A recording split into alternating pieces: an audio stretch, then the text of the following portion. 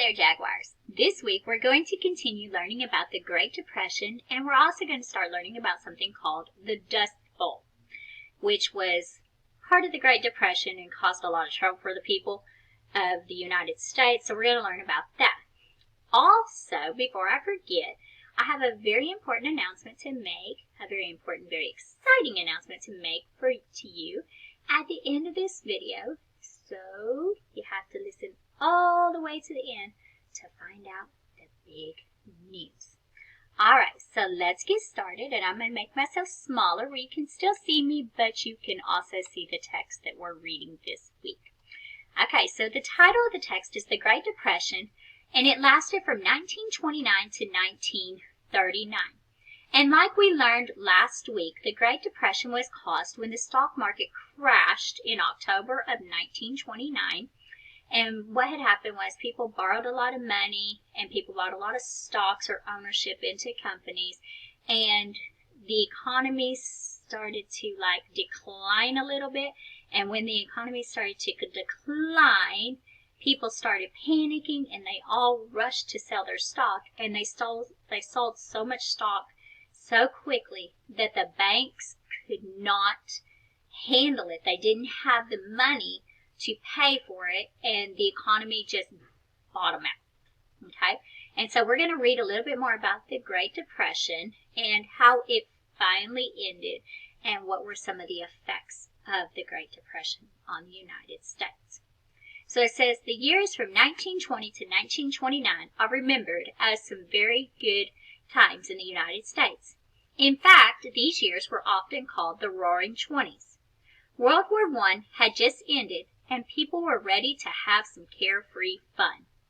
Everyone danced wild new dances like the Charleston, and jazz music blasted its way onto the scene. Silent movies were replaced by talkies. That means that the movies you could actually hear the characters talking instead of having to read the captions at the bottom of the screen.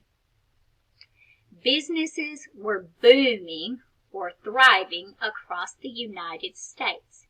Instead of saving money to buy the new things on the market, people started to buy on credit. They paid a portion when they made their purchase with a promise to pay the rest in part. So they would go in and they would say, okay, I'm going to pay you part of this now, and then whenever I get more money, I'll pay you later. Okay, so it's like a credit card, and if you're not careful with credit cards, they can cause you a lot of trouble because when you buy stuff on credit, you have to pay what is called interest. Okay, so they loan you the money and you pay it back when you can, but you have to pay a little bit extra. And people did this and they were not doing it responsibly. Okay. All of the good times came to a roaring halt in the fall of 1929. During the 1920s, many people invested in the stock market, and it started to expand, reaching its peak in August of 1929.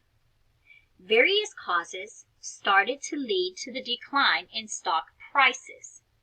Panic started to set in across the nation, and on October 24th, a record 12,894,650 shares were traded. This day is remembered as Black Tuesday. With all of these trades happening in one day, the stock market lost $14 million on that day alone, with a weekly loss of over $30 million. So what happened was people started panicking because the economy was up here really, really, really good. All these companies were making money. Well, we all know what goes up must come down eventually. And so everybody was on this high making lots and lots of money. Well, then something happened and this whole ripple effect happened.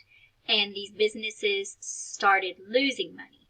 And when they started losing money, people panicked because they had loans, they had their savings, they had everything invested in these companies. And so they panicked, and so that they would not lose all their money, they went and they sold their shares or traded their shares. Well, so many people did this that the banks couldn't hold up to it. They didn't have the money, okay?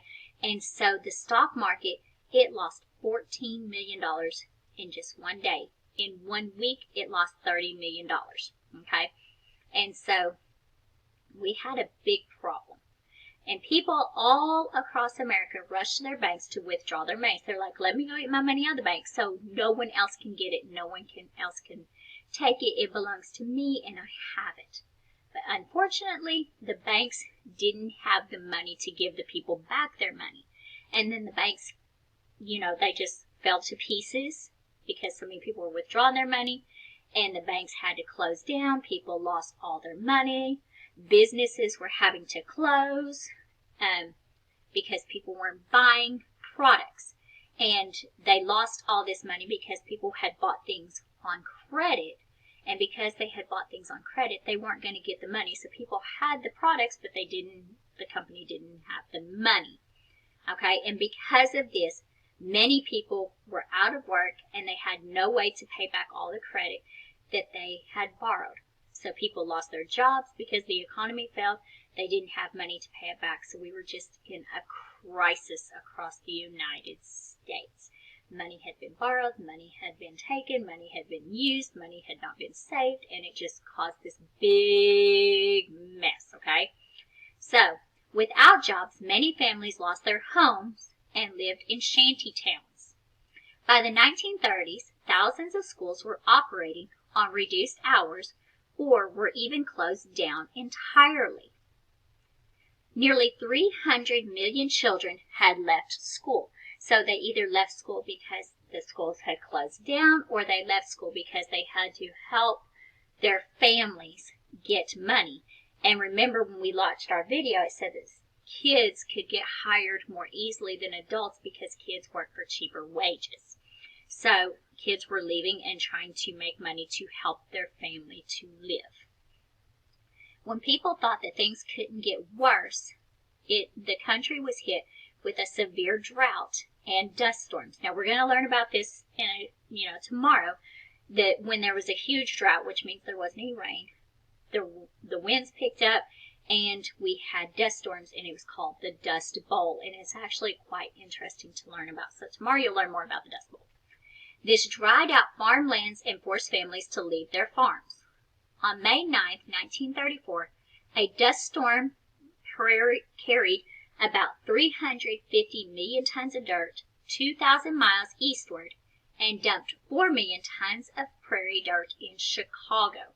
So all this dirt went 2,000 miles, and it was just like this big cloud, this big dirt cloud or wall that was traveling, and it was just dumping dirt everywhere, and it dumped 4 million tons of dirt in Chicago. People were desperate for change, and the change came in the form of a new president.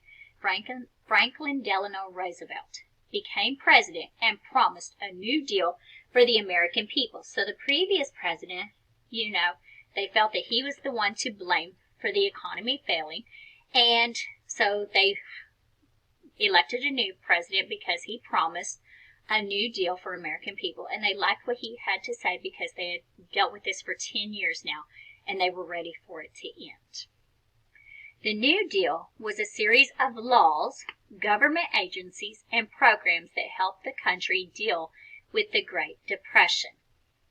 The laws placed regulations on the stock market, banks, and businesses. They helped put people to work and housed and fed the poor. So the New Deal, it put all these laws into place. They also put people back into work. Like, let's set up these programs where people can go back to work. They gave them places to stay, and they gave them things to eat. Okay? Many of these laws are still in place today, like the Social Security Act. What that is when you get a job, you pay into Social Security, and then when you get too old to work or retire, you can get your Social Security, and it's a monthly check that they give you to help you live. So you pay into it your whole life, and then when you can no longer work, you start to get that money back to guarantee that you do have money. The Great Depression finally came to an end with the start of World War II.